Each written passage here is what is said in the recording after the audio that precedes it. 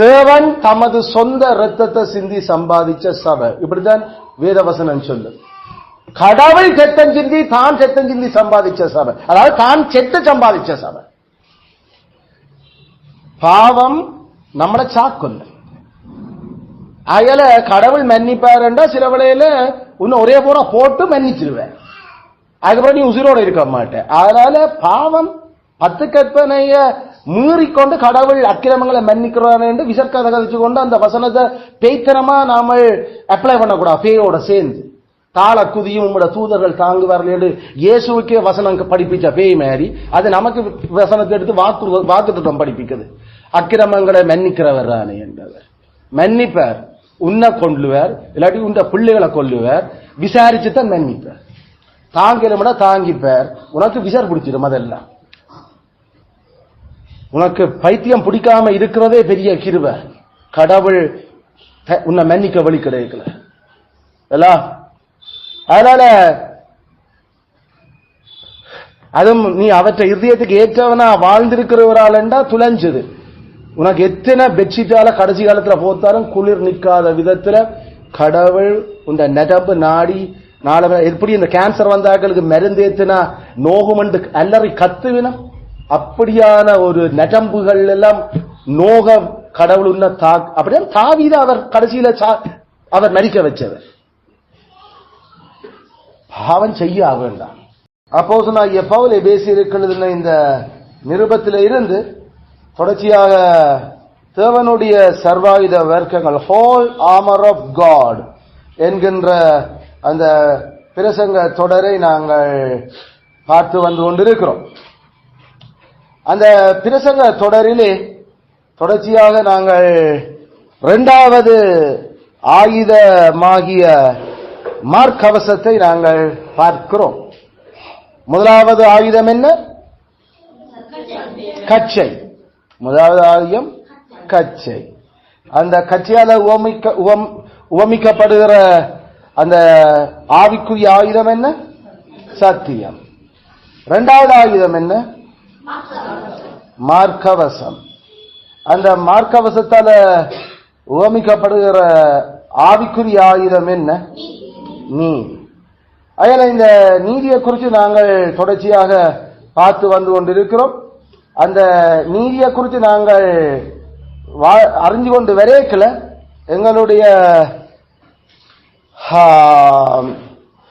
எங்களுடைய அந்த கவனம் இப்பொழுது இந்த மார்க்கவசத்தில் சாத்தானுடைய தந்திரம் எப்படியாக அதுக்கு மேல இருக்குது என்றதைத்தான் நாங்கள் பார்க்க ஆரம்பிச்சாங்க. சாத்தானுடைய தந்திரங்கள் மார்க்கவசத்தை குறிச்சு அந்த விஷயத்தை குறித்து நாங்கள் பார்க்கல. எங்களுக்கு எத்தனை தந்திரங்கள் நாங்கள் இதுக்கு முன்னுக்கு பார்த்து முடித்திருக்கிறோம்? 5 தந்திரங்கள். ஆல்ரைட். அந்த 5 தந்திரங்களை சகோதரர் சொல்லுங்க பாப்போம். சகோதரன் சுஜி சொல்லுங்க. 5 தந்திரம். ஒரு கொப்பியை பார்த்துத சுயநீதியை பிரதிகிடுதல். முதலாவது. 2வது கொப்பியை தட்டி பாரு. 10 கற்பனை தேவை இல்லை என்று சொன்ன கிறிஸ்து அதை எல்லாம் செய்து முடிச்சுட்டார் தானே என்று. 3வது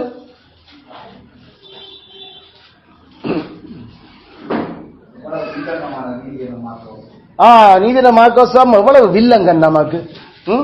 நாம செய்ய வழிக்கிட்டா ஐயோ அது சரியான கஷ்டம். முக்கியமான எங்களுடைய பிளஷர், எங்களோட ஆனர், எங்களுடைய ரிச் எல்லாத்தையும் நாம பல பல சந்தர்ப்பத்தில் இழக்க வேண்டி வரப்போகுது.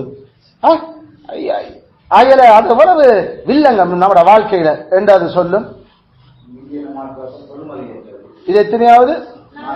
4வது. அது பெருமதி இல்லை. அது நாம படுற பாட்டுக்கு இதுக்காக இதை செய்து நிறைவேற்றுறது நாம படுற பாட்டுல அது பெருசா அந்த அளவுக்கு பெருமதி இல்லை என்று அது இட் இஸ் நாட் வொர்த் என்று சொல்லும். அடுத்தது பகுதி அளவு நீதி போதுமானது என்று சொல்லும். பகுதியளவு நீதி என்று சொல்ல அது என்னத்தை நாங்கள் சொல்லுறோம்?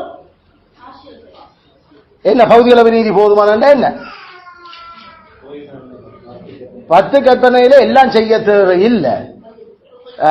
ஏதோ நம்மளால முடிஞ்சதை செய்வோம். அப்ப நம்மளால முடியாட்டி செய்ய தேவையில்லை. இதான் இந்த பகுதியளவு நீதி. அதுல இப்படி சொல்லக்கூடாத மார்க்கவசத்தில் என்ன ஏற்படுத்துது? அது இடைவெளிகளை ஓட்டைகளை ஏற்படுத்துது.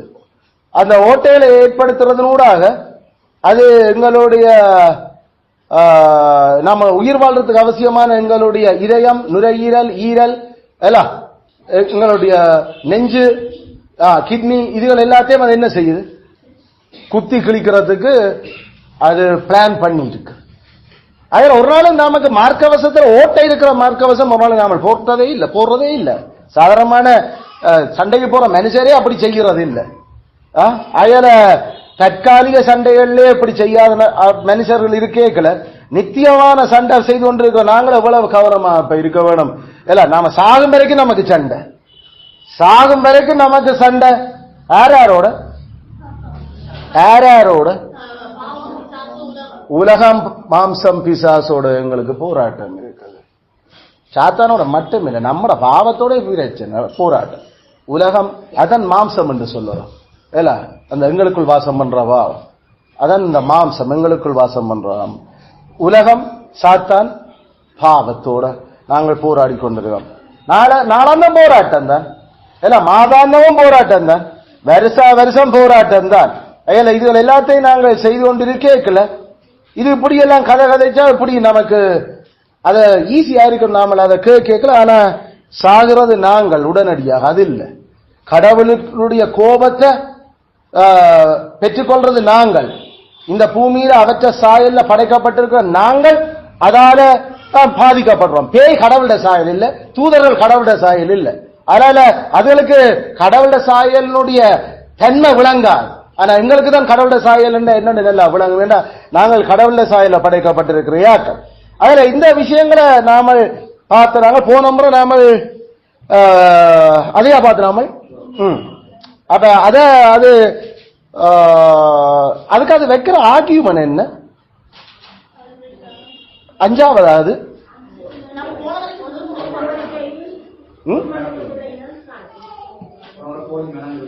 ஓகே. அப்ப அதாவது அது வைக்கிற ஆர்கியூமெண்ட் என்னன்னு சொன்னா, அந்த அந்த உண்ட ஏழுமானதை செய்யலாம் என்று சொல்லிக்குள்ள அது 2 ஆர்கியூமெண்ட் நமக்கு வச்சது. ஒன்று, அவருடைய அக்கிரமங்களை எல்லாம் மன்னிக்கிறவர். அப்ப உண்ட அக்கிரமம் எல்லாம் மன்னிக்கிறவர்னு சொல்லி இருக்கிறார். அப்ப நீ அக்கிரமம் செய்வேன்னு தெரியும் அவருக்கு. அப்ப 10 கற்பனையில ஏதோ சிலதுகளை நீ விடுவேன்றபடியே தான் அந்த வசனத்தை அவர் சொல்லி இருக்கிறார். அதான் இந்த ஆர்கியூமெண்ட். அதுக்கு வேத வசனத்தை பயன்படுத்த நீ பகுதி அளவு கீழ்ப்படி என்ற அவற்றை வாக்குறுதி இருக்கு, உன் அக்கிரமங்களை எல்லாம் மன்னிப்பார் என்று சொல்லி கேட்க நல்லா தெரியுமோ. அப்புறம் என்ன கடவுள் மன்னிப்பாரானே ஆனா கடவுள் அதுக்கு அது எங்களுக்கு என்னத்தை காட்டுறல? கடவுள் எப்படி மன்னிப்பார்? கடவுள் எப்படி மன்னிக்கிறத? நம்மளை வெட்டி கொத்தி தான் மன்னிக்கிறார். அது இன்னும் சாக இல்ல பேய். அது இந்த உலகம் கடைசியா நேரமெல்லாம் நிக்கிற காலத்துல அது சாக போகுது. அந்த அளவுக்கு அது நரகத்துல தள்ளப்பட்டு கடைசி அக்கினிக்கு அது வரைக்கும் அது நம்மள நரகத்துக்கு தள்ளுறதுக்கு பாடுபட்டு கொண்டிருக்கிற காலத்துக்கு முந்தி. அதனால கடவுளுக்கு கோபத்தை ஏற்படுத்தி கடவுளுடைய தண்டாயுதங்களை எங்களுக்கு மேலாக கொண்டு வர வச்சு அது அவர் அப்படி எங்களை மன்னிக்கிறதுக்கு அவர் அப்படிதான் மன்னிக்கிறாருன்றது அது எங்களுக்கு உடனே மன்னிப்பட அது நினைக்குது. நாம எல்லாம் சொல்லிட்டா கடவுள் ஓகே ஓகே என்று அதுதான் அவற்றை மன்னிப்பண்டு. கடவுள் தானே செத்துத்தான் எங்களை மன்னித்து கொண்டிருக்கிறார். அதை மறக்க கூடாது. தேவனோ தம்முடைய சொந்த இரத்தத்தை சிந்தி சம்பாதித்த சபை. தேவன் தமது சொந்த இரத்தத்தை சிந்தி சம்பாதிச்ச சபை. இப்படிதான் வேதவசனம் சொல்லு. கடவுள் செத்தம் சிந்தி தான் செத்தம் சிந்தி சம்பாதிச்ச சபை, அதாவது தான் செத்து சம்பாதிச்ச சபை. பாவம் நம்மளை சாக்கொல்ல. அயல கடவுள் மன்னிப்பாருண்டா சில வேளையில இன்னும் ஒரே போற போட்டு மன்னிச்சிருவேன். அதுக்கப்புறம் நீ உசிரோட இருக்க மாட்டேன். அதனால பாவம் 10 கற்பனைய மீறிக்கொண்டு கடவுள் அக்கிரமங்களை மன்னிக்கிறான் என்று விசர்க்கதை கதைச்சு கொண்டு அந்த வசனத்தை பேய்த்தனமா நாம அப்ளை பண்ணக்கூடாது. பேயோட சேர்ந்து தாள குதியும் உங்களோட தூதர்கள் தாங்குவார்கள் என்று இயேசுக்கே வசனம் படிப்பிச்ச பேய் மாறி அது நமக்கு வசனத்தை எடுத்து வாக்குத்தத்தம் படிப்பிக்குது. அக்கிரமங்களை மன்னிக்கிறவர் தானே என்றவர். மன்னிப்பார், உன்னை கொள்ளுவார், இல்லாட்டி உண்ட பிள்ளைகளை கொள்ளுவார், விசாரிச்சுதான் மன்னிப்பார். தாங்கிலம்னா தாங்கிப்பார். உனக்கு விசார் பிடிச்சிடும். அதெல்லாம் உனக்கு பைத்தியம் பிடிக்காம இருக்கிறதே பெரிய கிருபை. கடவுள் உன்னை மன்னிக்க வழி கிடைக்கல. அதனால அதுவும் நீ அவற்றை இதயத்துக்கு ஏற்றவனா வாழ்ந்திருக்கிறவராலண்டா துளைஞ்சது. உனக்கு எத்தனை பெட்ஷீட்டால கடைசி காலத்துல போத்தாலும் குளிர் நிற்காத விதத்துல கடவுள் உந்த நெடம்பு நாடி எப்படி இந்த கேன்சர் வந்தாக்களுக்கு மருந்து ஏத்துனா நோகுமண்டு அல்லறி கத்துவினா அப்படியான ஒரு நெடம்புகள் எல்லாம் நோக கடவுள் உன்ன அப்படியே தாவீத அவர் கடைசியில அவர் நடிக்க வச்சவர். பாவம் செய்ய வேண்டாம், பாவம் செய்ய வேண்டாம். இந்த சாத்தாண்ட தந்திரங்களுக்கு இழுபட்டுட வேண்டாம். மெட்டாகியமன் என்ன அது சொல்லும்? மரணப்படுகிற அவர் அது வயது சென்ற பிறகு நாம மனம் திரும்பலாம். அவர் அதுக்கு என்ன வாக்கு தத்தம் அது சொல்லுது?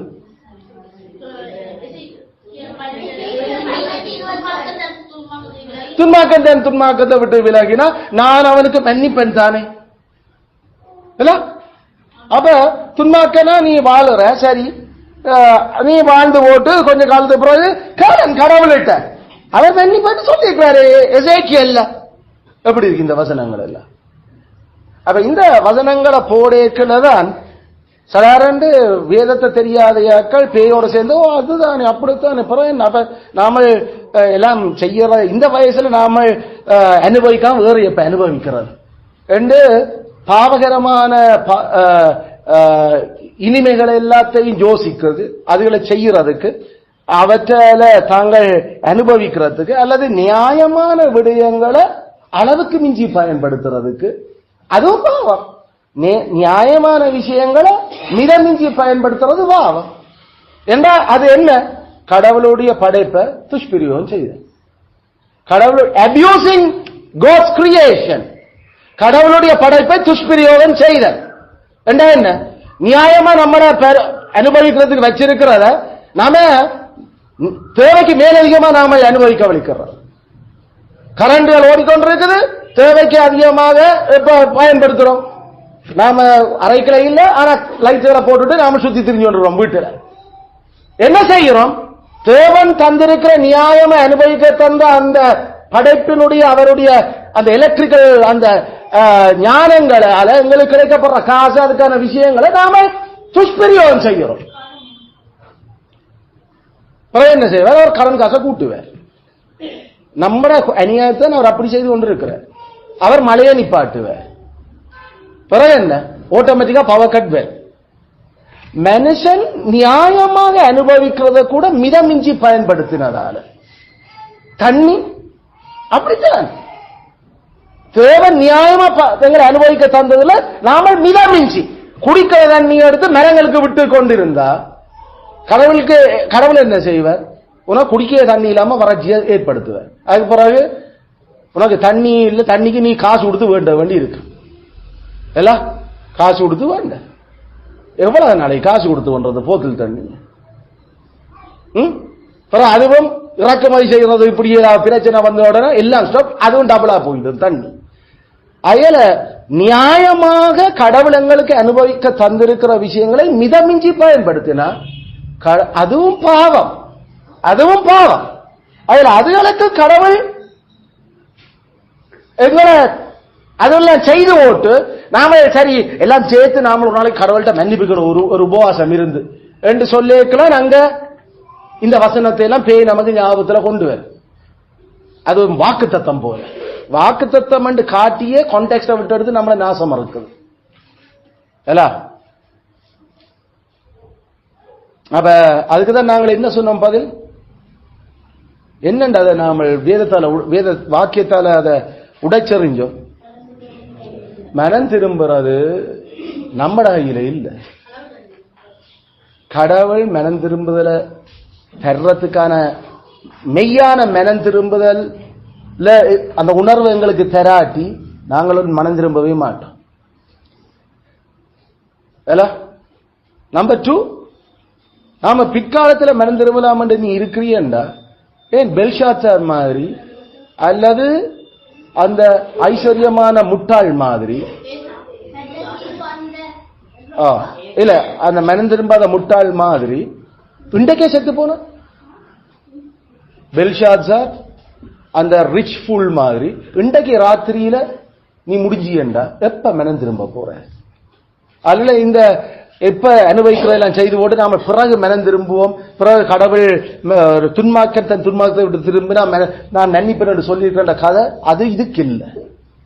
அல்லது ஏசாவும் ஜூதாசும் முதல் சொன்ன விஷயத்துக்கு மனம் திரும்புதல் அவர்களுடைய கை நம்மட கையில் இல்லை என்றது அவங்க 2 பேரும் உதாரணம். அவங்க கண்ணீரோட மனம் திரும்பின அவங்க அறிக்கை பண்ணி மனம் திரும்புறத காட்ட வழிகட்டாங்க. அறிக்கை ஐயோ குற்றமில்லாத காட்டி கொடுத்தேனே அவங்க அறிக்கை பண்ணினாங்க பாவத்தை. ஆனா ரட்சிக்கப்படையில. ஏன்? கடவுள் மனம் திரும்ப தந்திருக்கிற சந்தர்ப்பத்தை தவற விட்டு போட்டு அவர் ஒவ்வொரு முறையும் எச்சரிச்சதை கேட்காம அடிக்கடி அவர் கடிஞ்சு கொண்டதையும் கவனிக்காம அது அசட்டியா இருந்தோட்டு பிறகு மனம் திரும்பலாம் இருப்பியண்டா அதுக்கு பிறகு நீ கண்ணீர் விட்டு கவலையோட தேடினாலும் அதுக்கு பேர் மெய்யான மனம் திரும்புதல் அல்ல. ஏண்டா நீ அழலாம் ஆனா கடவுள் மன்னிக்க தயாரில்லை. நீ அறிக்கை பண்ணலாம் பாவத்தை ஆனா கடவுள் செவி கொடுக்க ரெடி இல்லை. அவர் சொல்றார் நான் கூப்பிடக்கல நீ கேட்காம இருந்த. இப்ப நீ சாக போற நான் கேட்காம இருப்பேன். இதெல்லாம் நீதிபதி 3ஆம் அதிகாரமே புசல் போல வரும். அப்ப நீ கூப்பிடுவ எனக்கு கேட்காது. அதெல்லாம் சொல்றோம் இன்றைக்கே ரட்சணினால் இன்றைக்கு அவற்ற சத்தத்தை கேட்டா மனம் திரும்பி அழுகியோட மனம் திரும்பல என்ன பாவத்துக்காக மனம் திரும்பி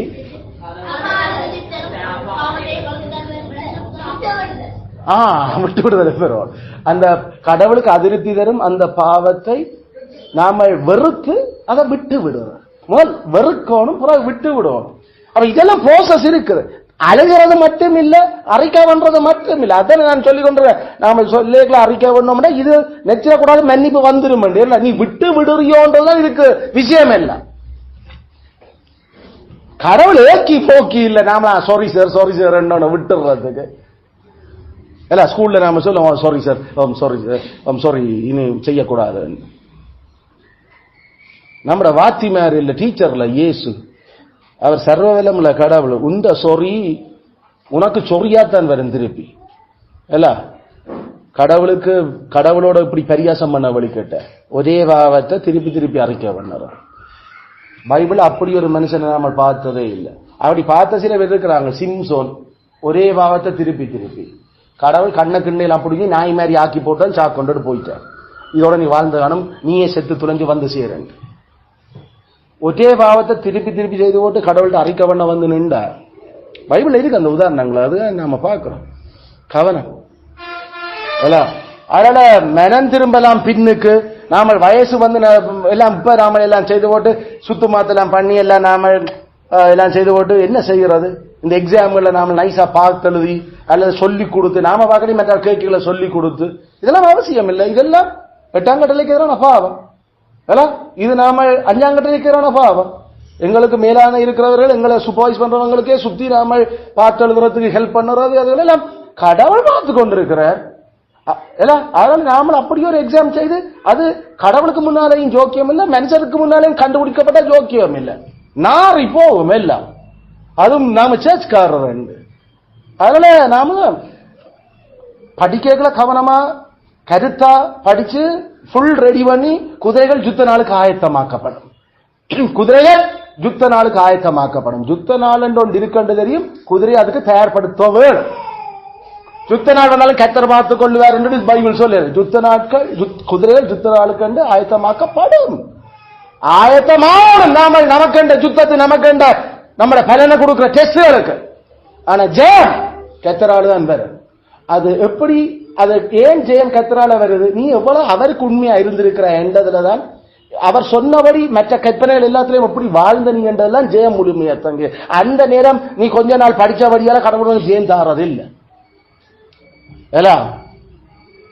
அவற்ற ரிமார்க்ஸ் எல்லாம் சுத்தி வளைச்சு தான் எங்களுக்கு அந்த ரிப்போர்ட் கடைசியில போடுவேன்.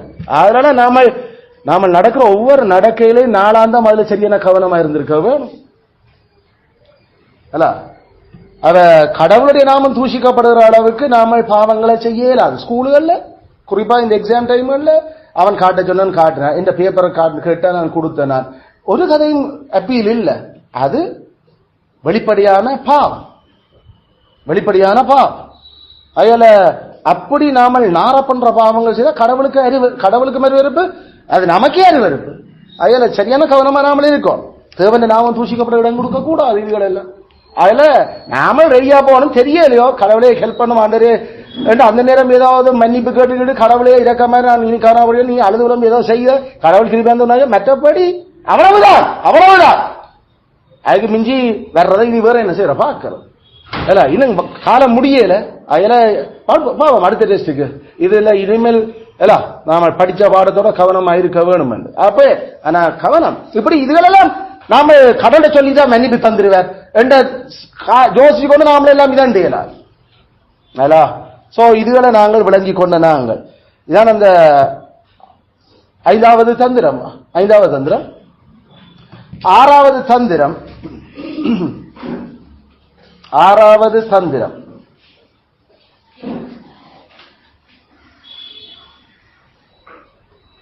ஆறாவது தந்திரம். நீ மிஞ்சின நீதிமானா இருக்கிறாய் என்று சொல்லும். நீ மிஞ்சின நீதிமானாய் இருக்கிறாய் என்று சொல்லும். நீ மிஞ்சின நீதிமானாய் இருக்கிறாய் என்று சொல்லும்.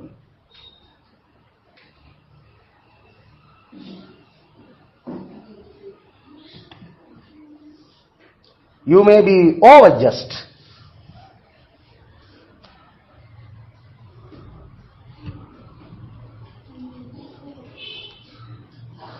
It suggests that you may be over just. பிசாசேல சஜஸ்ட் பண்ணுது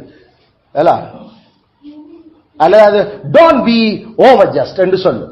சும்மா மிஞ்சின நீதிமானா இருக்காது. Don't be over just என்று சொல்லு. அப்ப அதை கேட்டோன்னு நாம கொஞ்சம் சரியான கடுமையா நாம கட்டளையை கை கொள்றோமோ, நாம அப்ப மிஞ்சின நீதிமானா இருக்கிறோம் போல இருக்குல்ல. ஏண்டா இப்படி மற்ற நடக்கிறது இல்லை, நாம நடக்கிறோம். அப்ப அது சரி போல கிடக்குது. மற்ற சேர்ச்சுக்காரர் மற்ற பைபிள் தெரிஞ்சாக்களும் ஒரு இப்படி இல்லை, நாமல்ல இல்ல இப்படி இருக்கிறோம். அப்ப அப்ப கொஞ்சம் கொஞ்சம் குறைச்சுதான் அப்ப நாம நடக்கிறோம். Don't be too strict. சரியான கடுமையா கட்டளையில கை கொள்ள. ஏன் கடுமையா கை கொள்றீங்க? இது எங்க வசனம் இது எடுக்குது? மிஞ்சின நீதிமானாய் இராதே. எங்க அந்த வசனம் இருக்குது? புத்தகம் பிரசங்கி. பிரசங்கி பிரசங்கி 7. பிரசங்கி 7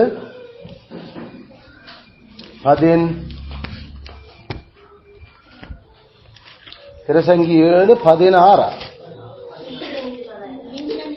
மிஞ்சின அவ்வளவுதான். மிஞ்சின நீதிமானாய் இராது. மிஞ்சின நீதிமானாய் இராது.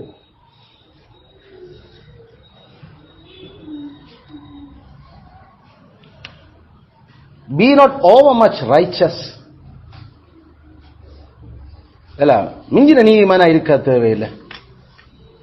இப்ப இந்த கேள்வி நாமல் ஒவ்வொரு பாவறிக்கையிலையும் கடவுளே நாமல் நீதிமான் இல்ல என்று சொல்லிக் கொண்டுதான் நாம கெஞ்சி கேட்டுக்கொண்டு இருக்கிறோம் பாவ அறிக்கை. ஆனா இங்க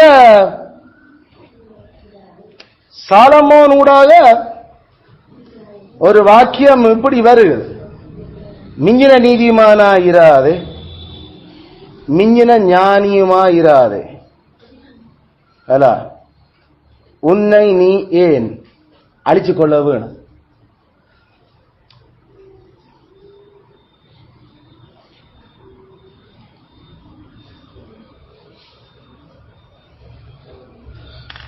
Neither over much righteous nor over much wise. Why do you want to destroy yourself? உன்னை நீ ஏன் அழிக்க வேணும், கொல்ல வேணும்? உன்னை நீ ஏன் கொல்ல போற, அழிக்க போற? அப்ப இதுல பாயிண்ட் என்னண்டா, மிஞ்சின நீதிமானா இருந்து மிஞ்சின ஞானியா இருந்தா அந்த ஆள் தன்னைத்தானே அழிக்க போற. அதான் அந்த வசனத்துல வெளியில வருகிறது.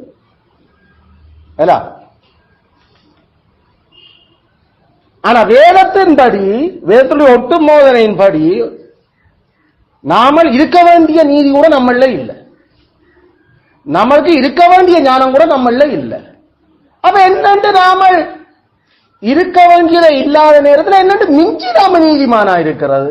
மிஞ்சி நீதி இருக்க வேண்டிய ஞானமே நம்மள இல்லாமல் இருக்க நாங்கள் என்னண்டு மிஞ்சின ஞானியா இருக்கிறது?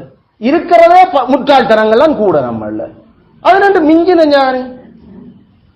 நாம இருக்கிறதே அநீதிகளும் பாவங்களும் மாசுகளும் தான் நம்மள இருக்குது. எஞ்சிய பாவம், சுத்தி நிக்கிற பாவம் எல்லாத்தோடையும். அப்ப பிறகு மிஞ்ச நீ நாம 10 கட்டளை கைதா காரணம் தான் ஒரே நாளும் பிரசங்கம் பண்ணி கொண்டிருக்கிறோம். இப்ப மிஞ்சின நீதி என்ன? 10 கற்பனைக்கும் மிஞ்சி அந்த நீதி நிற்க வேணும் என்றது. அது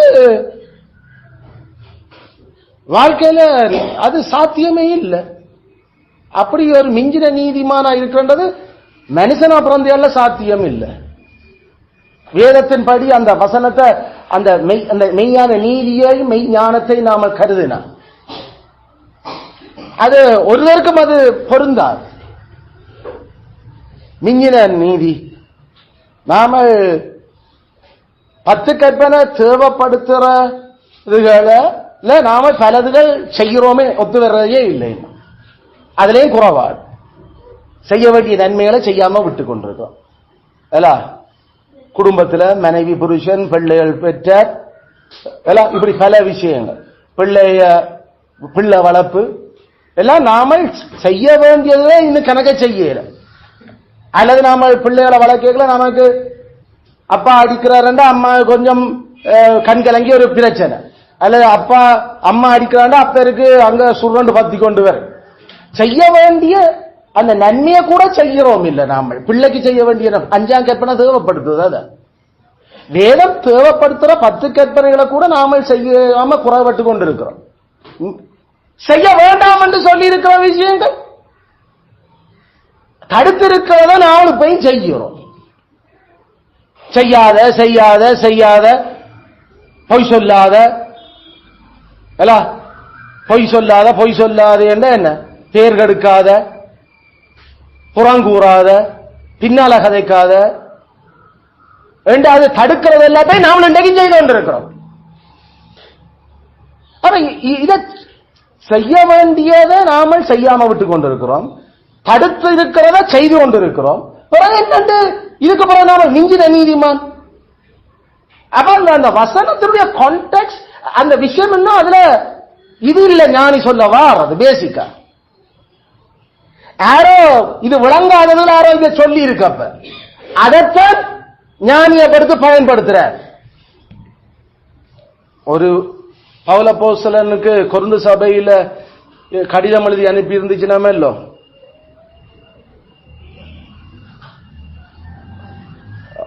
1 கொரிந்தியர் 6ஆம் அதிகாரத்துல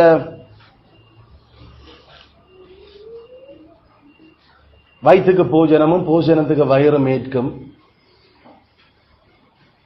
அதுபோல பாலியல் ரீதியான பிரச்சனைகளுக்கு இந்த பாலியல் ரீதியான உறவுகள் கொள்ளுறதான் சரி, இல்லாட்டி ஆண்டவர் அதை படைச்சிருக்க வேண்டிய தேவையில்லை. இதான் கொண்டு வந்து 6ஆம் அதிகாரத்தில் அவங்க எழுதி அனுப்பின கடிதத்தினுடைய ஆகியுமெண்ட். அது பவுலப்போஸ்தலன் எழுதுகிற வயிற்றுக்கு போஜனம், போஜனத்துக்கு வயிறு மேற்கும் என்றது. அது எல்லாருக்கும் தெரியும். நாம சாப்பிட்றதுக்கு வயிற்றுக்கா சாப்பிட்டு கொண்டு இருக்கிறோம். நம்மட உணவு எங்களுடைய போஷாக்குக்காக. வயிற்றுக்கு போசனம், இந்த ஒரு சான் வயிற்றுக்கு தான் இவ்வளவு பாடு. இது சொல்றது யாரு? பைபிளும் உலகத்தாக்கள். உலகத்தாக்களுடைய ஆகியுமனத்தன் கொருந்து சபையில் இருந்த அந்த ரட்சிக்கப்பட்ட உலகத்தாக்கள் அங்கிருந்து வந்த அவையெல்லாம் எல்லாம் புறசாதிகள் தானே. இந்த மாதிரி எங்களை மாதிரி இந்த கதையெல்லாம் அவர்களுக்கு இருந்திருக்கு. அவ எப்படி வயிறும் போஜனமும் ஒன்று கொண்டு பொருந்துற மாதிரி கடவுள் படைச்சிருக்க, அதே மாதிரி எங்களுடைய ஆணுறுப்பு பெண்ணுறுப்புகள் எல்லாம் கடவுள் அந்த தேவைகளை வச்சுக்கிறபடியா அதை நாம திருப்திப்படுத்துறது பிரச்சனை இல்லை. இவரோட கோயில் வேசிகளோட நாம போய் சம்யோகம் பண்றது, அதுல கடவுள் ஒன்று அதை பெருசுபடுத்த போறது இல்லை. அது அயலானுடைய மனுஷியோட துரோகம் பண்றது, அது தேவைப்படுத்துது செய்ய. அப்ப நாங்கள் அதுக்குள்ள உள்நுழைகிறோம். இதான் வந்து ஆகியுமெண்ட். அது பவுலப்போஸ்தலன் சொல்லி, அதுதான் பவுலப்போஸ்தலன் சொல்லி போட்டு இப்படியோ எழுதுறீங்க. வயிற்றையும் சாப்பாட்டையும் அழிய பண்ணுவார் கடவுள். வயிற்றுக்கு போஜனம், போஜனத்துக்கு வயிறு மேற்கும் கொண்டிருக்கிறீர்கள். விசக்க தேவன் ரெண்டையும் நாசமாக்குவார். அது மாதிரி உண்ட சரீரம் வேசித்தனத்துக்கு இல்ல, வேசியை முன்னே சேர்த்து கடவுள் தீர்ப்பார். ஒழுங்கா மரியாதையா இந்த உங்களோட இந்த புறசாதி மரமண்ட கதையெல்லாம் நிப்பாட்டி போட்டு வேதம் சொல்றத முதல் ஜோசி என்ற இதான் அங்க ஆகியுமெண்ட். பவுலப்போஸ்தலனோ அல்லது பல இடங்கள்ல தீர்க்கதரிசிகளோ அவர்கள் இந்த அவிசுவாசிகளான சபைக்குள்ள இருந்த ஆட்கள் சொல்லுற கதைகளை, அவர்களுடைய கதைகளை எடுத்து அதை முதல் கதைச்சு போட்டு அதை திருப்பி தூக்கி அடிச்சு அவர்கள் அதுக்கு எதிராக எழுதி கொண்டு போறதா பைபிள் காட்டுது. பிதாக்கள் திராட்சை காயில தின்றார்கள், பிள்ளைகளுடைய பல்லுகள் கூசி போச்சு. இது எசேக்கியேல் சொல்ல இல்லை, சபைக்குள்ள இந்த கொஞ்சம் அலுப்புகள் சொல்லிக் கொண்டிருந்தது. அவங்க செய்த பிள்ளைக்கு நாங்கள் இப்ப அனுபவிச்சு கொண்டிருக்கிறோம். அவையெல்லாம் செய்து முடிச்சுட்டு போய் இப்ப நாங்களாம் இப்ப வேண்டி கட்டி கொண்டிருக்கிறோம். இந்த கதை பைபிள் ஒழுங்கா தெரிஞ்சவன் சொல்ல மாட்டான். ஏன்னா எங்களோட அவள் நாம செய்யாததுக்கு ஒரு நாளும் தண்டிக்கிறது இல்லை, நாம செய்யறதுக்கு தான் தண்டிப்பார். நாம ஒரு நாளும் நம்மளுடைய பெற்றாரை விட குறையா பாவம் செய்ய மாட்டோம். பெற்றாருடைய பாவத்தையும் சேர்த்து நாம கூட செய்வோம். அப்படிதான் பைபிள் சொல்லுது. அதனால உங்களுடைய பிதாக்களுடைய அக்கிரமத்தின் அளவை நீங்க நிரப்புங்கடா, நிரப்பு. அவங்களும் செய்தவங்கள இன்னும் நீங்க நிரப்பு நல்ல. அதுல ஒரு நாளும் அடுத்த சந்ததி குறைய பாவம் செய்ய போறது இல்லை. பெற்றார் செய்ததை விட அடுத்த லெவலுக்கு தான் பாவம் போகும். அது வித்தியாசமான விதங்கள். இதான் வேதம் காட்டு. அல்லது அவர்களை போல செய்வோம். அவர்களெல்லாம் செய்யினா நாமல் செய்யாமலே இருந்து தண்டனை வர்றோம் நினைச்சிடக்கூடாது. கடவுள் ஒரு நாளும் குற்றமற்றவனை குற்றவாளியாக்குறவர் அல்ல, குற்றவாளிய குற்றமற்றவனா விடுறவர் இல்லையா. அதுக்காக குற்றம் இல்லாதவரை குற்றவாளியாக்கி போட்டு தாக்குறவர் இல்லைங்கிற கடவுள். நமக்கு அடிக்கிறாருண்டா அது நம்மட பாவத்துக்கு தான். அது நம்ம எங்களுடைய அப்பா அம்மாட்ட அவர்கள் பழக்கின பழக்கங்கள் இருந்து படிக்கிற பாவம். அதோட சேர்த்து இப்ப நாமளே செய்யறதான். பிதாக்களுடைய அக்கிரமத்தை பிள்ளைகளிடத்தில் நான் விசாரிப்பேன், புள்ள சுத்தமான சூச புள்ளி அறிக்கைகளையும் அப்பன் செய்திருக்கிறான், அதனால நான் விசாரிக்க போறேன் கடவுள் வலிக்கிறது இல்லை. பிள்ளைகளுடைய பாவங்கள் முத்தி வரைக்க கடவுள் கணக்கு சரியா வைப்பார். கூட்டி கழிச்சு பார்க்க அப்ப அவங்களோடதும் உங்களோடது எல்லாம் சரி, அவங்களோட செய்து இப்ப எல்லாம் ரத்திப்பா தானே செய்கிறீர்கள். அதுக்கு ஏற்ற மாதிரி அவர் பல அவற்றை அனஞ்ஞானம் வேலை செய்யும்.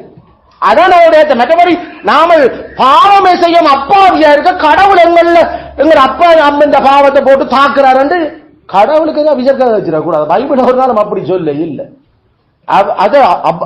அது தேவ தூஷணம். அவர் அநீதியான கடவுளா காட்ட வலிக்கிறீர்கள். அவர் எவ்வளவு நீதியான கடவுள். நீதியில எல்லையற்றவர், மாறாதவர், நித்தியமானவர். அதுல அதான் எதிர்வா அந்த பழமொழி கதையில நிப்பாட்டுங்க. எவன் திராட்சை காய தின்றானோ அவன் வெள்ளத்தான கூசும். முழங்குதோ? அதனால நீ திண்டியோ கூசும் உனக்கு. மற்றபடி அப்பன் தின்றபடியோ உண்ட வெள்ள நடு கூச போகுது. அப்ப இப்படி பைபிள்ல பல அந்த கோட்ஸ் என்று நாம சொல்லுவோம், மேற்கோள்கள். சில அவிசுவாச நபர்கள் கதைக்கிற கதையை எடுத்து முதல் கதைச்சு போட்டு அதை கவுண்டர் ஆர்குமெண்ட் கொடுத்து இல்லாமல் ஆக்குறது வேதத்தில் எங்களுக்கு பல இடங்களில் காட்டப்படுது.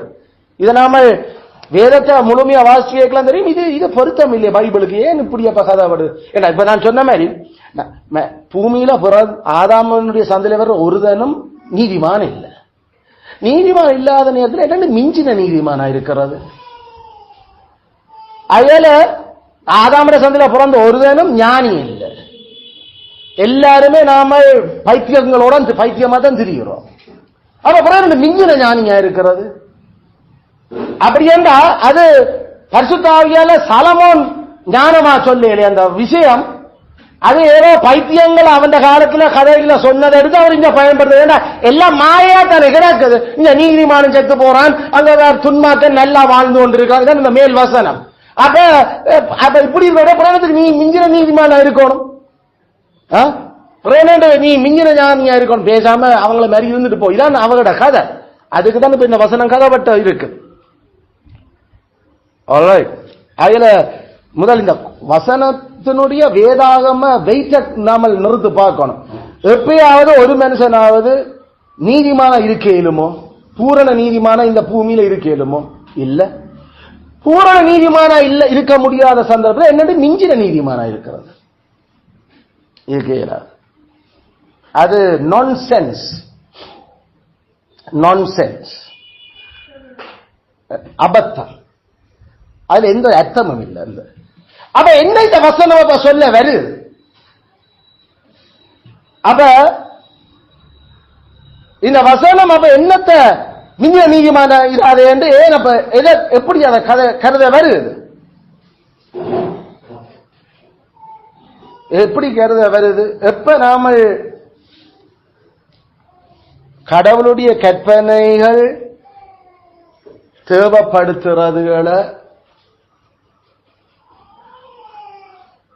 செய்யாம இருக்கிற நாமல் கடவுளுடைய கற்பனை தேவைப்படுத்துறதை விட மேலதிகமா செய்ய சொல்லி தேவைப்படுத்த வழிகிட்டா நாங்கள் என்ன செய்கிறோம்? கடவுளுக்கே மிஞ்சின நீதிமான்தனத்தில் வழிகிட்டோம். அதான் அந்த பாயிண்ட். கடவுள் தேவைப்படுத்துற கடமைகளை செய்ய இயலாம இருக்கிற நாங்கள் கடவுள் தேவைப்படுத்தாத கடமைகளையும் செய்யன்னு சொல்லி தேவைப்படுத்தல நாங்கள் கடவுளுக்கே மிஞ்சின நீதிமானா நாமல் மாறிப்போம். கடவுளுக்கு மிஞ்சி நீதிமான்களாக வெளிக்கிட்டுறோம். பேசிக்கா அது பாவம். அது பாவம். மிஞ்சின நீதிமான இருத்தல்ன்றது பாவம். ஏண்டா கடவுள் தேவைப்படுத்தாத விஷயத்தை நீ தேவைப்படுத்துற. மனச்சாட்சிக்கும் மனுஷனுடைய ஆத்மாவுக்கும் ஆண்டவராக இருக்கிறவர் அதை தேவைப்படுத்த இல்ல, ஆனா நீ தேவைப்படுத்த அதை செய்யத்தான் வேணும். அப்ப நீ கடவுளை விட மிஞ்சி நீதிமானாக அங்க நீ செயல்பட முனைகிற, அது பாவம். வேலை செய்கிற. ஏண்டா அவர் தேவைப்படுத்துறதே எங்களா ஒரு வேலையும் செய்ய இயலாது. என்னென்று அவர் தேவைப்படுத்தாததை நீ தேவைப்படுத்தி செய் என்று சொன்ன கடைசியில் என்ன நடக்கும்? தாங்கி தாங்கி தாங்கி கடைசியில எல்லாம் படிச்சு சிதர். இதத்தான் வேதபாரதம் பரிசேதம் செய்தவங்க. கடவுள் தேவைப்படுத்தாததுகளை எல்லாம் இவர்கள் தேவைப்படுத்தி கொண்டிருந்துச்சு. கடைக்கு போயிட்டு வந்தோம்னா கால் கழுவு, சட்டி மண்ணு எல்லாம் எடுத்து வெளியில போச்சு, கழுவு பானை எல்லாம் முதல் இதான் பரிசுத்தம். இதான் பரிசுத்தம். நீ தூர பிரியாணம் போய் இதெல்லாம் பரிசுத்தம். குளிச்சு போறது உள்ளுக்கு போகணும். நீ கடவுள் தேவைப்படுத்திக்கோடாப்பா, கடவுள் தேவைப்படுதல். ஆனா நாங்கள் இது பரிசுத்தம். இப்ப கேள்வி, பரிசுத்தம் பண்றது யாரு வரையறுக்கிறது? வேதம். கடவுள் கடவுளை தேவைப்படுத்தல. அப்ப நீ என்ன செய்யற? மிஞ்சின நீதிமானா நடக்கிற. செய்ய வேண்டிய கடமையே செய்து போட்டு கிறிஸ்து எங்களுக்கு படிப்பிச்சிருக்கிறார், நாங்கள் அப்பிரியோசனமான வேலைக்காரர், செய்ய வேண்டியதான் செய்திருக்கிறோம் என்று சொல்ல. செய்ய வேண்டியதை செய்து போட்டு அதோடைய கிரெடிட்டை நாமளே எடுக்க இயலாத நிலையில நாமல் இருக்கிறோம். அது என்ன மிஞ்சின நீதிமான் தனத்துல வலிக்கிறது? மிஞ்சினமான நீதிமான் தனம்டா கடவுள் தேவைப்படுத்தாத தேவைப்படுத்துறார். அதான் அந்த பாயிண்ட். கடவுள் தேவைப்படுத்தாத தேவைப்படுத்துறது அல்லது கடவுள் தடுக்காததுகளை நீ தடுக்கிறது. கடவுள் தடுக்காததுகளை நீ தடுக்கிறது. கடவுள் தடுத்திருக்கிற கடவுளில் தடுத்திருக்கிறதுகளையே நாம இன்னும் பல சந்தர்ப்பங்களை செய்கிறோம். அதான் பாவம். பேசிக்கா சின் ஆஃப் கமிஷன். கடவுள் தடுத்திருக்கிறவை முதலாம் கற்பனை தடுப்பது, இரண்டாம் கற்பனை தடுப்பது, மூன்றாம் கற்பனை தடுப்பது, 10 கற்பனைகளும் தடுக்கிறது நமக்கு தெரியும். கடவுள் தடுத்திருக்கிற விஷயங்களே எங்களால செய்யலாம இருக்கலாம கிடக்குது. ஆனா இவனோட என்ன, அதுக்கு மேல இன்னும் போய் கடவுள் தடுக்காதெல்லாம் தடுத்து வச்சு கொண்டிருக்கிறாங்க. ஆம தின்னாத மான் தின்னாத உதாரணத்துக்கு கடவுளே தடுக்க இல்லை, ஆனா இதுகள் தடுத்து வச்சு கொண்டு இருக்கு. உதாரணத்துக்கு இது மிஞ்சின நீதிமான் அரசாங்கம், மிஞ்சின நீதிமான் தனம். கடவுள் தடுத்திருக்கிற விஷயங்களை ஒரு தடவை மிஞ்ச செய்ய ரெடி இல்லை, அதுக்கு அதுகளை தடுக்கிறதுக்கு ஒரு ரெடி இல்லை. என்ன என்று உனக்கு வேற எதுவும் உண்டா இருக்க வேண்டாம், அதை தடுக்க ஒரு ரெடி இல்லை. ஆனா ஆம தின்னாத அதை தடுக்கிறேன். அப்ப இந்த விஷயங்களை கவனிச்சுக்கணும். இதெல்லாம் அப்ப இதுவும் பாவம். எது பாவம்? மிஞ்சின நீதிமானா இருக்கிறது பாவம். அது அரசாங்கத்துக்கு பாவம். அது யாரு இம்போஸ் பண்றணுமோ அவருக்கு பாவம். அது ஏன்னா கடவுளே தடுக்காத நீ என்ன தடுக்க கேட்கிற? சிறையில கேட்டா சுட்டுடுவ, அதை கொண்டு சிறையில போடுவேன், நாம தின்னாம கிடக்கிறோம். ஆனா அது யாருக்கு பாவம்? அது அந்த கட்டளையை பிறப்பிச்ச ஆட்களுக்கு அது பாவம். விளங்குதா? அதத்தான் அடிப்படையில் அப்ப மிஞ்சின நீதிமான் என்று நாங்கள் எடுக்க வேண்டி இருக்கு. மற்றபடி ஒரு தடவை மிஞ்சின நீதிமான இருக்கே, அது என்னடா எல்லாருமே நீதியில குறைபட்டு கிடக்கும். அப்ப மிஞ்சின நீதிமான் என்றது அதே அந்த முகப்பெருமதிக்கு அந்த வசனத்தை எடுக்கிறது என்றா கடவுள் தேவைப்படுத்துறதுக்கு மிஞ்சி தேவைப்படுத்துறது, கடவுள் தடுத்திருக்கிறதுக்கு மிஞ்சி தடுக்கிறது. விளங்குதோ? அப்ப சாத்தான் என்ன சொல்லுது எங்களுக்கு? நீ மிஞ்சின நீதிமானா இருக்கிற, நீ கூட செய்யற. இவ கேட்க வேண்டிய கேள்வி, நாமல் கடவுள் இதை 4ஆம் கற்பனையால தேவைப்படுத்தி இருக்கிறாரா? கடவுள் இதை 4ஆம் கற்பனையால தடுத்திருக்கிறாரா? கடவுள் 4ஆம் கற்பனையால தேவைப்படுத்தி இருக்கிறது என்ன? 7ல் ஒரு நாள் கர்த்தருக்கென்று பரிசுத்தமா அனுசரிக்கப்பட வேண்டும். கர்த்தருக்கென்று அந்த ஒரு நாள் அனுசரிக்கப்படுறது. அந்த நாள் எப்ப தொடங்குது? நடுநீசி 12ல இருந்து அந்த நாள் 24 மணித்தியாலம் முடிகிற நடுநீசி. அந்த 24 மணித்தியாலம் கர்த்தருக்கென்று பரிசுத்தமாக்கப்பட வேண்டும், கர்த்தருக்கென்று அனுசரிக்கப்பட வேண்டும். அதுல என்ன செய்வியல்? கர்த்தர் என்ன தேவைப்படுத்துகிறார்? இறை வார்த்தைகளை கேட்பது, அவரை பாடலூடாக துதிப்பது, காணிக்கைகளை செலுத்துவது, பரிசுத்தவான்களோடு ஐக்கியப்பட்டு பக்தி விருத்தியில அவருடைய வசனத்தை குறித்து உரையாடுறது. இப்படிதான் கடவுள் பல விஷயங்களை தேவைப்படுத்தி இருக்கிறார்.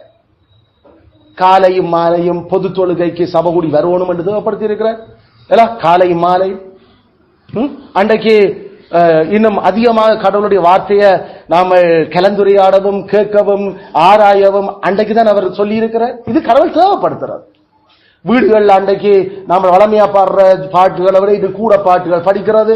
நாம அன்றைக்கு வீட்டுல நாம மற்ற நாடுகள்ல எல்லாம் நாம மினக்கடையில்லாத விஷயங்கள் எல்லாம் அன்றைக்கு தான் வேத வசனங்களை கேட்கறது, பிள்ளைகளை பாடமாக்குறத பாக்குறது, நாமளும் அதை சொல்லி காட்டுறது. அன்றைக்கு வீட்டிலேயே ஒரு சரியான கான்ஃபரன்ஸ், அன்றைக்கு கான்ஃபரன்ஸ் இங்கிலீஷ்ல மல்கியால அப்படி அவர்கள் ஒருவரோடு பேசிக் கொள்வார்கள். அந்த நாள் கான்ஃபரன்ஸ் வைப்பினம், கலந்துரையாடல், கலந்து ஆய்வு மாநாடு அன்றைக்கு வீடு எல்லாம். இது மற்ற 6 நாளும் செய்ய கடவுள் தேவைப்படுத்துற. ஆனா இன்றைக்கு தேவைப்படுத்துற. இப்ப கேள்வி, நாமல் செய்யற இவரமும் கடவுள் 4ஆம் கற்பனையால தேவைப்படுத்தினதோ? ஓ, இப்ப அதையாவது நாம செய்யறோமா? அதுவும் செய்ய, அது செய்யல.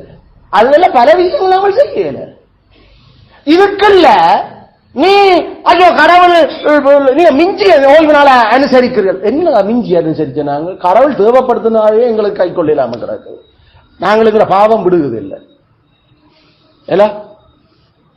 கடவுள் தடுத்திருக்கிறது என்ன? ஓய்வு நாள்ல சொந்த பேச்சு, சொந்த யோசனை, சொந்த நட, சொந்த காரியங்களை செய்யணும். கடவுள் தடுத்திருக்கிற.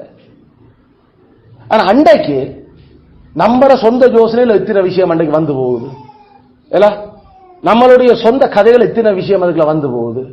நாம போயிருந்து இன்றைக்கு காலமளிலிருந்து நான் என்னத்துக்கு கதைச்சேன் நான் யோசி பார்த்தா எங்களோட சொந்த பிரச்சனைகளுக்கு தான் கதைச்சிருக்கோம். கடவுளுடைய காரியத்துக்கு ஒன்னும் அன்றைக்கு நாம அடிப்படையில அல்லது கதைக்கையில கடவுளோட பக்தி, கடவுளோட பரிசுத்தத்துக்கு நீதிக்கும் அன்றைக்கு நாம வாக்குவாதப்படையில. அன்றைக்கு கடவுளுடைய அந்த ஆட்சி அந்த வீட்டுல நாம நிலநிறுத்துறதுக்காக நாம வாய் திறக்கையில நாம அதை எதிர்க்கிறதுதான் சில விஷயங்கள் செய்திருக்கிறோம். ஏண்டா கடவுள் தடுத்திருக்கிறதே நாம செய்து கொண்டிருக்கிறோம். அப்புறம் என்னண்டு அதுக்கு மிஞ்சி நாம தடுக்கிறது அந்த நாளை செய்யாம கொஞ்சம் கூட அதுல அர்த்தம் இல்லை. அப்படி யோசிக்க மூன்றாம் கற்பனை இரண்டாம் கற்பனை தேவைப்படுத்தது கடவுளை நாம சேவிக்கிற முறைகள். கடவுள் சேவிக்கிறதுக்கு அவர் தான் சொன்ன வழிமுறைகளூடாக தன்னை சேவிக்கணும் என்று சொல்லி இருக்கிறார். அவர் சொன்ன வழிமுறைகளினூடாக நாம சேவிக்கல கூட எங்களுக்கு பல விஷயங்கள் குறைபாடா கிடக்குது. ஆனா இதை விட கடவுள் சொல்லாத விஷயங்களும் அன்றைக்கு நீங்கள் அவர் ஆராதனைக்காக சேர்க்கப்படணும்னா கனவே அதை தேவைப்படுத்திக் கொண்டிருக்கிறீர்கள். நீங்கள் இயேசு 40 நாள் உபவாசம் இருந்த, அதனால நீங்கள் 40 நாள் இருக்க தேவையில்லை, கடைசி ஒரு வாரம் நமக்கு உபவாச நாள். இரண்டாம் கட்டளை அது தேவைப்படுத்துது. எனக்கு இரண்டாம் கட்டளைக்கு தான் வருது கடவுள் ஆராதிக்கிற முறை. இரண்டாம் கட்டளை அது தேவைப்படுத்தும். கடவுள் தேவைப்படுத்தாத நீங்க என்ன பாஸ்டர் தேவைப்படுத்துவேன் அன்னைக்கு ஆராதிக்கிறதுக்கு ஒரு கிழமை உபவாசம் என்னத்துக்கு? அது அந்த அந்த குருத்தல ஞாயிறுல இருந்து நாம தொடங்குறோம். அங்கால இயேசு சாவு அது இல்லாம அப்ப அவர் நமக்கு உலகத்தை செய்தார். நாமளே ஒரு கிழமை அதுக்காக நாமல் உபவாசிச்சு நாமல் ஜெபிக்க கூடாது. ஏன்னா இயேசு கால போர் இருந்து உபவாசம் பண்ண என்ன? உபவாசம் பண்ண அடுத்த வருஷத்தை கடவுள்கிட்ட ஒப்பு கொடுத்து நாம கடவுள் எல்லாத்திலையும் எங்களை ஏலாது அடுத்த வருஷத்தை எப்படி திட்டமிடுறேன் எங்களுக்கு மிஞ்சின பாரம் அது. அதனால நாங்கள் கடவுளுடைய கோபத்துக்கு ஆளாகக்கூடிய சந்தர்ப்பங்கள் வரும்.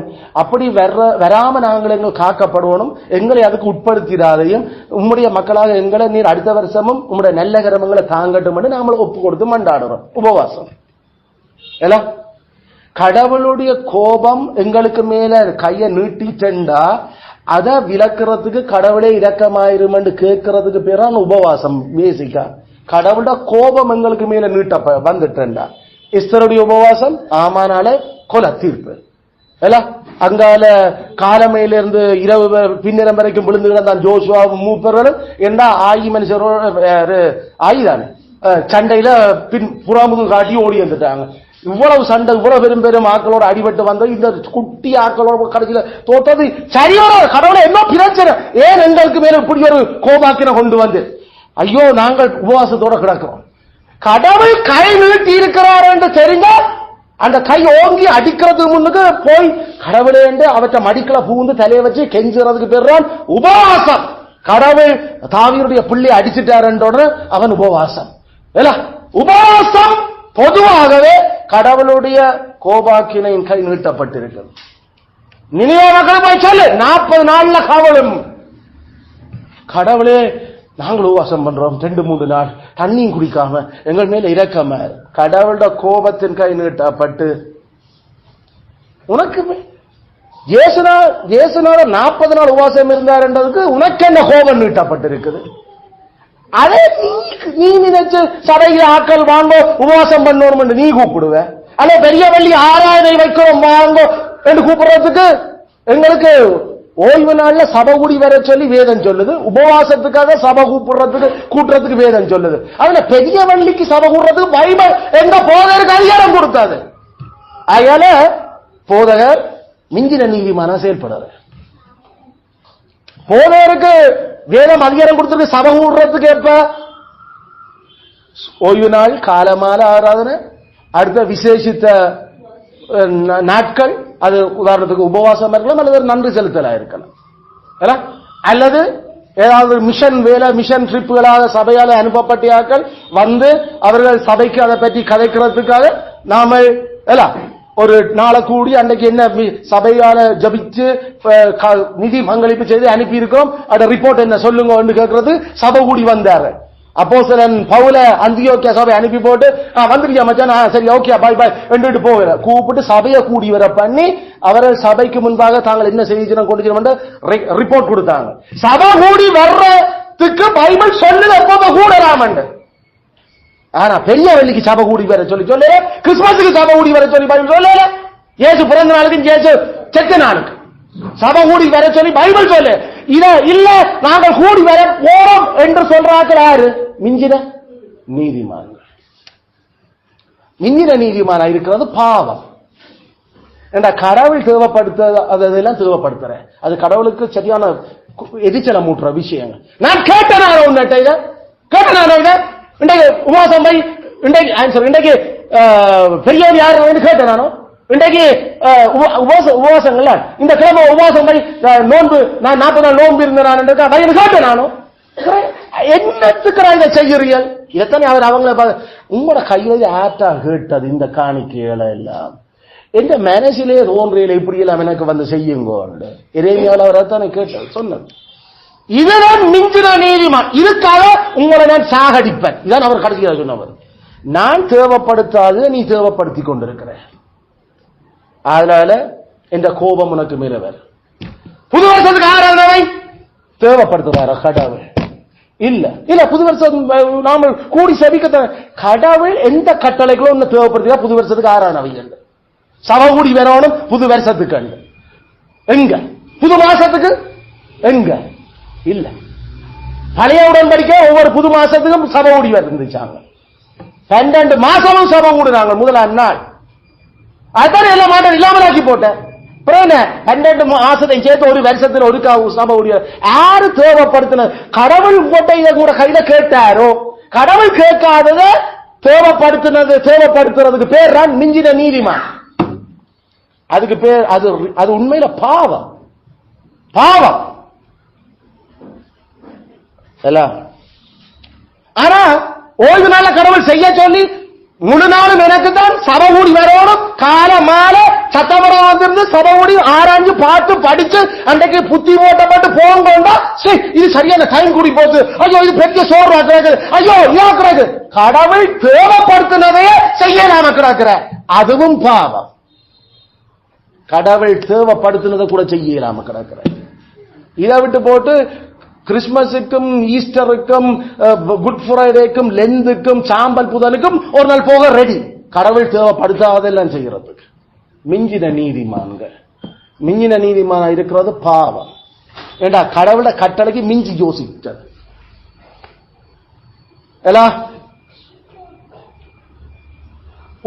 நமக்கு ஆண்டவர் என்ன வெளிப்பட 3ஆம் கற்பனை தேவைப்படுத்துறது கடவுளுடைய பேர் வார்த்தை செயலோட நாங்கள் மதிச்சு அதுல நாங்கள் அதை மதிக்கிறோம். ஓனா பண்றோம் அதை உற்சாகத்தோடு நன்மையாக அதுல இருக்கிற விஷயங்களை விளங்கி நாம பாட்டு படியாத சத்தத்தை காணல. எங்கால பக்கத்தால் பாடுற பலியிலேயே சோத்தி பலி வந்து கொண்டிருக்குது.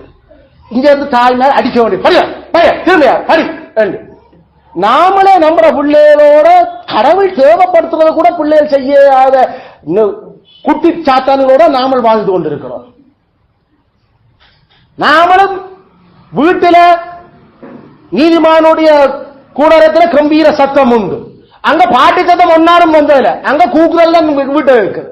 அங்க ஒரே அடிபாடு தான் வீட்டு இருக்கு. நீதிமான் என்ற பேர், ஆனா வீட்டுல சண்டை, வீட்டுல ஒரே சத்தம். கடவுள் தேவைப்படுத்தினது பாடல்களின் துணி, ஆனா அங்க இருக்கிறது சினிமா பாட்டு. அங்க இருக்கிறது என்ன? இப்படித்தான் கடவுள் தேவைப்படுத்தினதே வீட்டுல செய்யல, ஆனா தேவைப்படுத்தாதெல்லாம் வீட்டுல காட்டப்படுது. உன்னை பாட்டு படிக்க என்று சொன்னா நீ பாட்டு படிக்கணும். நீ பாட்டு படிக்க என்ன ஒரு நல்ல பாட்டாதான் உங்களை கேட்ட சொல்றாங்களா யாராவது வீட்டுல? பிள்ளைகள் பார்த்தா நல்ல சத்து நல்லா படிக்குது நல்ல பாட்டு. ஓமக்கா அதை இந்த இடத்துல அவன் குடிக்கலாம் அப்படித்தானக்கா படிப்பாங்க. அவன் டாய்லெட்டுல இருந்து படிச்சு கொண்டு கிடக்குறான். எங்க போனாலும் அவங்களுக்கு பாட்டு நல்ல குரல் நல்ல பாட்டு. யாராவது நம்மளை பார்த்து சொல்றோம் உங்களோட வீட்டுல ஒரே நல்ல இனிமையா இருக்கு உங்களோட பாட்டு நல்ல அந்த டியூன் நல்ல அது எனக்கு விருப்பம் கூட அந்த பாட்டு. ஒரு நாள் கூட சத்தம் படிக்கிற வரையில பாட்டு. ஆனா பேசிக்கொள்ற சத்தம் மட்டும் நிறைய. நீ வாயப்படும் நீ இது மட்டும் மரியாதை கும்பிடுங்க. எப்படி இருக்குது? கடவுள் சேவைப்படுத்தினது வீட்டிலே இல்ல, கடவுள் தடுத்திருக்கிறதெல்லாம் வீட்டில இருக்கு. ஐயோ நாமல் எவ்வளவு விஷயத்துல தவறி கொண்டிருக்கிறோம். ஆனா தேவன் செய்ய வேணும் என்று சொன்னதுகளை செய்கிறத கூட மிஞ்சி செய்கிறோம் என்ற ஒரு பட்ட பேர் நமக்கு. நாம சரியான ஸ்ட்ரிக்டா இருக்கிறோம். நாங்க வேதவசனத்தை பாடமாக்கு தியானி அது இது அடுத்த வருஷம் தியானத்தை பற்றியா ஆர்ட் ஆஃப் மெடிடேஷன் தியானம் வேதபூர்வமான தியானம் என்கிறது கலை. அதுதான் ஒரு வருஷம் பிரசங்க தியானிக்கிறது அப்படி வாய்ப்பட. இது நான் புதுசா எடுக்கல. எங்களோட முற்பிதாக்க பிரசங்க செய்யாங்க அவங்களோட பிரசங்கங்கள் அது கடவுள் தேவைப்படுத்திடுற என்ன உண்மை குறித்து தியானிக்கிற இந்த தியானம் இன்பமா இருக்கும். உங்களுடைய வேதம் நாள் முழுவதும் என்ற தியானம். அவன் தியானத்தை பற்றிய பைபிள் கதைகள் கடமை என்று அதை செய்ய சொன்ன பாஸ்டர் கூட தேவைப்படுத்துறாரு. எங்கிட்ட இங்க ஒரு கூட செய்ய வேண்டியதை மட்டும்தான் கேட்ட நாங்கள் ஒரு டைம்ல கூட தேவைப்படுத்தல. ஒரே பாஸ்டர் ஆக்கே நான் கேட்கல. இதெல்லாம் சாதாரணமான விசுவாசிகள் செய்ய வேண்டிய வேலைகள். கோதாரி புறசாதிகள் கிடந்த நமக்கு மரமண்டு ஒன்றும் விளங்குகிற தெரியல. இதெல்லாம் ஏதோ பாஸ்டர்கள் படிக்கிறவங்க செய்யறோம்னு நினைச்சு கொண்டிருக்கிறோம் நாம. அதைத்தான் சொல்றேன், செய்ய வேண்டிய விஷயங்களே செய்யாம இருக்கிற நேரத்தில் நாம செய்யற விஷயங்களே சரியான கஷ்டமா இருக்குதுன்றா எப்படி இருக்கும்? அது மிஞ்சி அதுக்கு பேர் தான் மிஞ்சின நீதிமான் தான். அதுல மிஞ்சின நீதிமான் என்றது இதுதான். கடவுள் தேவைப்படுத்தினதுக்கு மிஞ்சி கேட்கிறது செய்ய சொல்லி, கடவுள் தடுத்ததற்கு மிஞ்சி தடுக்கிறது செய்ய வேண்டாம். விளங்குதோ? மற்றபடி இந்த ஒரு மிஞ்சின நீதிமா ஏடா ஏடா ஆண்ட வச்ச பெர்ஃபெக்டான சட்டத்தோட பெர்ஃபெக்டா மேட்ச் பண்ணவே எங்களால முடியல. அப்ப இதுக்கு மிஞ்சி என்ன நீதிமானா இருக்கு? அப்படி இருக்கே அப்படி ஜதார்த்தம் ஒரு இல்லை இருக்கணும்னா பாவிகள் அப்படி இருப்பின மொக்குத்தனமாக கடவுளுக்கு மிஞ்சி யோசிச்சு செய்தோம். மற்றது அயல பிசாசுட்ட நாம சொல்லணும், இங்கவா மிஞ்சின நீதிமான எங்களை பார்த்தா சொல்றேன். நாங்களே இவ்வளவு குறைபாடுள்ள செய்ய வேண்டிய நீதிகளை செய்யாம கிடக்கிறோம். அப்புறம் செய்யறதும் மிஞ்சி செய்யறோம்னு சொல்லி கொண்டிருக்கிறேன். நாங்களும் சொன்ன மிஞ்சி செய்யல, இன்னும் செய்ய வேண்டியது எவ்வளவு கிடக்குது. அதனால எங்களுக்கு மார்க்கவசம் தேவை. 10 கற்பனை சொல்றதை செய்வோம் நாங்க. அப்பாலவோ சாத்தானே அல்ல விளங்குதோ?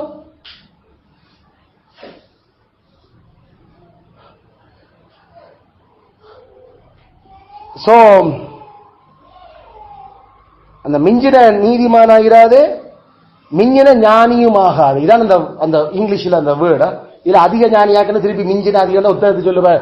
அதுல over much riches over much wise. மிஞ்சின நீதிமான் மிஞ்சின ஞானி.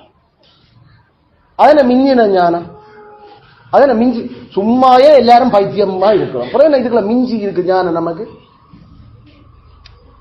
என்ன மிஞ்சி இருக்கு ஞானம்? ஒன்று மிஞ்சே இல்லை. அப்படி இந்த நீதி மாதிரித்தான் மிஞ்சும். என்ன கடவுள் தந்த ஞானத்தில் சொல்லி இருக்கிறத நாம கேள்விக்குட்படுத்தி நாமல் ஏதோ கடவுளுக்கு மிஞ்சின ஞானி மாதிரி நாமல் வேலை செய்து கொண்டிருக்கிறோம். உதாரணத்துக்கு சொல்றோம், காலமா சொன்ன இது நிமித்தம் புருஷனானன் தன் தகப்பனை தாயம் விட்டு பிரிந்து தன் மனைவியோட சேர்ந்திருப்பார். இது கடவுளுடைய ஞானம்.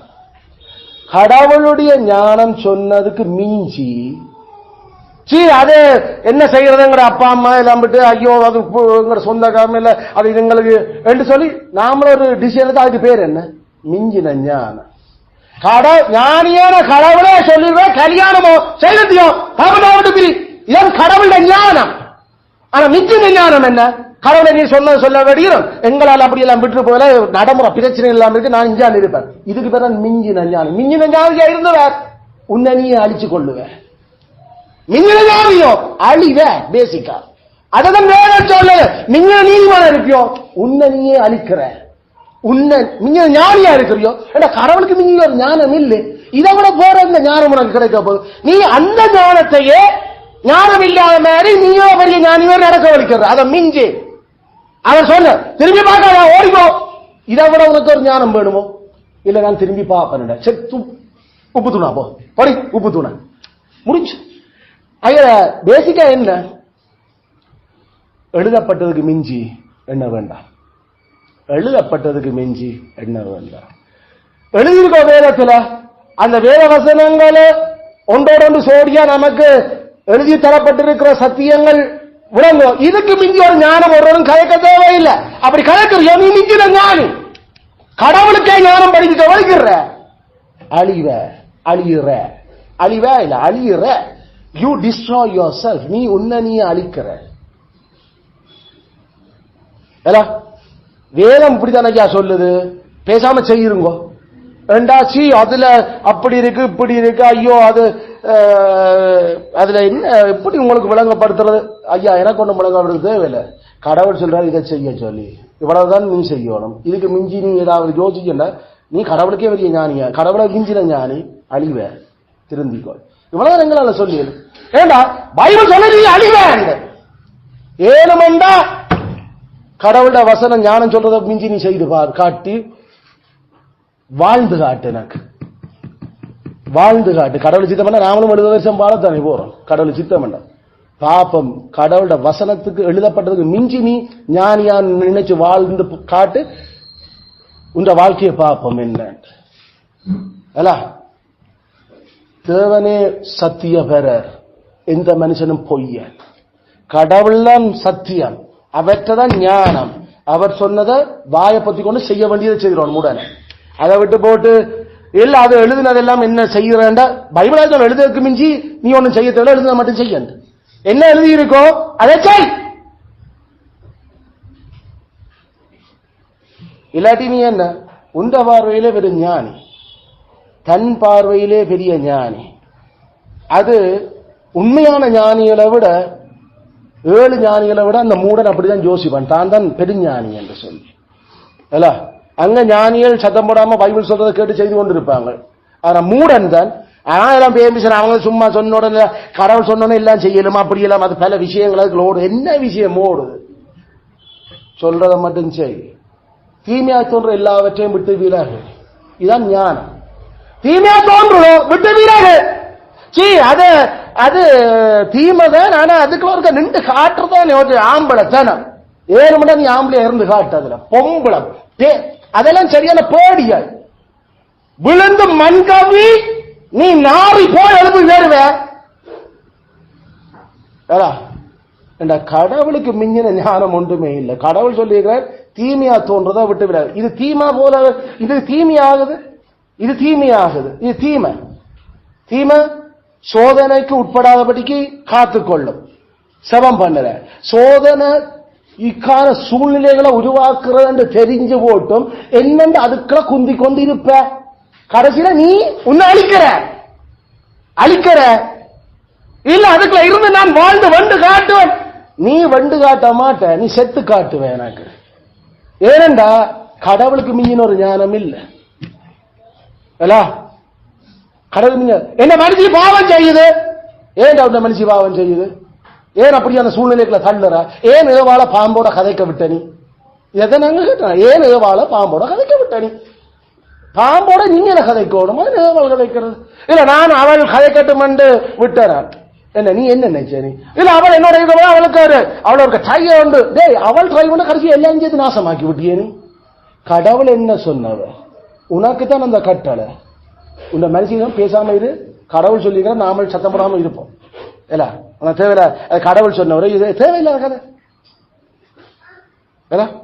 அதனால தீமையான தோன்றக்கூடிய விஷயங்கள் எல்லாத்திலிருந்து மனுஷிய காத்துறோம், பிள்ளைய காத்துறோம். இல்ல அதுக்களை கொண்டு போய் விட்டு நான் ஸ்ட்ராங்காக்க போறேன் நினைச்சரியோ நீயும் சரி உன்ற குடும்பமும் சரி.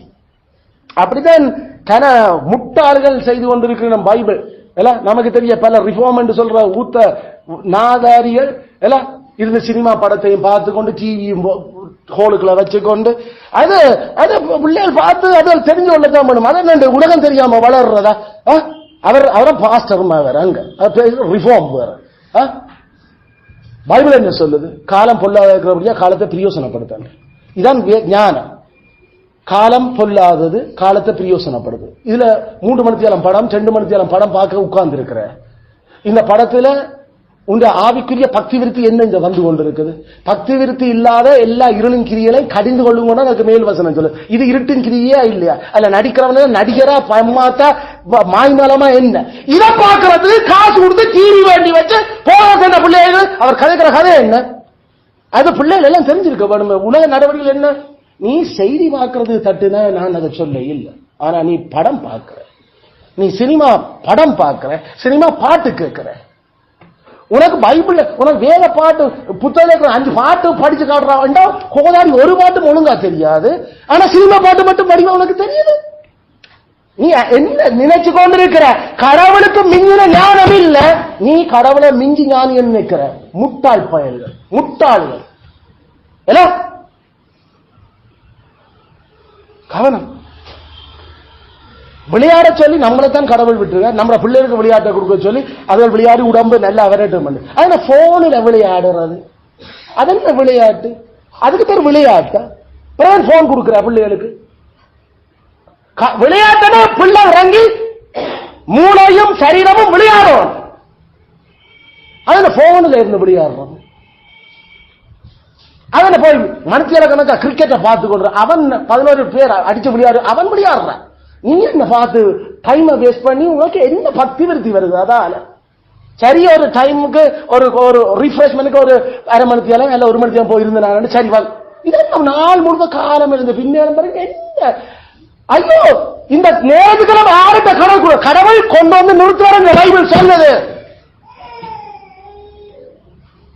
இந்த துன்மார்க்க இந்த தங்களுடைய பிளஷர்ஸ், தங்களுடைய சந்தோஷம் இதுகள் இருக்கிற நம்பி திரிகிறவர்கள் இதை செய்து கொண்டு கிடக்கு. கடவுள் சொல்ற இது தேவையில்லை. உனக்கு அது விளங்கல? இப்படியே வாழ்ந்த நாமல் நாங்கள் என்ன சமுதாயத்தில் உண்மையான சமுதாயத்தில் கடவுள் தன்னை தான் காட்டுது. உன்ன சமுதாயத்தோட சேர்ந்து வாழ சொல்லல, சமுதாயத்திலிருந்து பிரிஞ்சு வாழத்தான் கடவுள் சொல்லி இருக்கிற. அந்த ஊத்தவாளிகள் மக்கள் மத்தியிலிருந்து பிரிஞ்சு வாங்கும். இதான் 2 Corinthians 6ஆம் அதிகாரம் 5ஆம் அதிகாரம் நினைக்கிறேன்.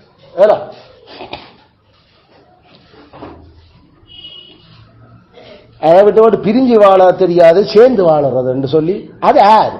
நரகத்துக்கு போற நரகத்தின் முள்ளுகள். 6ஆம் அதிகாரம் 2 Corinthians 6 கடைசி. நீங்க அவருக்கு பிள்ளைகளா இருக்கணுமோ அந்த ஜனங்கள் இருந்து பிரிஞ்சு வாழத்தான் ஞானம் சொல்லுது. ஆனா நீங்க ஞானம் என்ன யோசிக்கிறான்? தான் சேர்ந்து வாழ போறாரு. 7 மண்டா வாழ்ந்துவ. எப்படி இருக்கு இந்த கான்ட்ரடிக்ஷன்ஸ் எல்லாம்? தன்னைத்தானே அழிக்கிறான் வேலை. ஆயால நாம விளங்கிக் கொள்ளுதோ இந்த விஷயங்கள். ஒருவரும் மிஞ்சின ஞானியும் இல்ல, யதார்த்தத்தில் ஒருவரும் மிஞ்சின ஞானியும் இல்ல, மிஞ்சின நீதிமானம் இல்ல. ஏனென்றா நாம செய்ய வேண்டிய நீதியை செய்ய இயலாது, செய்ய வேண்டிய ஞானங்களே நாம செய்ய இயல. அதான் உண்மை நிலை. ஆனா முட்டாள்களும் கடவுளுக்கு எதிரானவர்களும் தான் தாங்கள் கடவுள் சொல்லாதெல்லாம் செய்யறதுக்கு கேட்டுக்கொண்டு, கடவுள் தடுக்காதெல்லாம் தடுத்துக்கொண்டு, கடவுள் சொல்லி இருக்கிறத விட தாங்கள் மேல்விச்சமா யோசிச்சு செய்ய போறோமாம் என்று செய்து கொண்டு, கடவுள் ஐயோ கவனம் இதுகள் செய்யக்கூடாது இப்படி எல்லாம் அவர் சொன்னதுகளை அவர் தாங்கள் பெரிய ஞானிகள் நினைச்சு கொண்டு அவர்கள் அதுக்கெல்லாம் தாங்கள் வெட்டி விளையாடலாம் என்று யோசிக்கிறேன். பைபிள் சொல்லுது, சலமன் சொல்ல அல்ல முடியப்பார் என்ன முடியப்பார். அதனால நீதி என்ன மார்க்கவசம் நமக்கு ஓட்டா விட்டுடக்கூடாதுன்னு இவ்வளவு பிரசங்கம், அதுல ஓட்டி ஆயிடக்கூடாது. ஆனா பேவதன் என்று சொல்லுது, நீ செய்யறது மிஞ்சி செய்யற போல கிடக்குது. எப்படி இருக்கு இந்த கதை? இந்த விசற்கதையை நாம் எங்க சொல்றது? அது சபையெல்லாம் சொல்றேன். அதனால இந்த விசற்கதைக்கு ஒரு செவி கொடுக்க வேண்டாம். செய்ய வேண்டிய கடமையே எங்களால இன்னும் செய்ய முடியல, பிற என்னத்தை நாங்கள் மிஞ்சி செய்யறோம். செய்யக்கூடாத பாவத்தையே செய்யாம இருக்க முடியல. பிறகு நாங்கள் மிஞ்சி தடுக்கப்பட்டு கொண்டிருக்கிறோம். இங்க ஒன்றும் அப்படி நடக்கலவே. நாங்கள் 10 கற்பனையை மட்டும் ஒழுங்கா நாங்கள் கீழ்ப்படிய விரும்புகிறோம். அதனூடாக நாங்கள் நித்தியம் எங்கள் ஆண்டவருக்கு புகழ்ச்சியை மகிமே நாங்கள் அவற்ற பிள்ளைகளை மட்டும் நிரூபிச்சு காட்டுறதுக்கு இருக்கிறோம். ஆமென். தேவன் தாமே தொடர்ச்சியாய் இந்த நீதி என்னும் மார்க்கவசம் ஆகிய நல்மனச்சாட்சியை உடையவர்களாக நாங்கள் வாழ்ந்து தேவனுக்கும் சக சகோதரருக்கு நாங்கள் பக்திருத்தி உண்டாகவும் மகிமையாகவும் தேவனுக்கு வாழவும் ஆண்டவர் எங்களுக்கு உதவி செய்வாராக.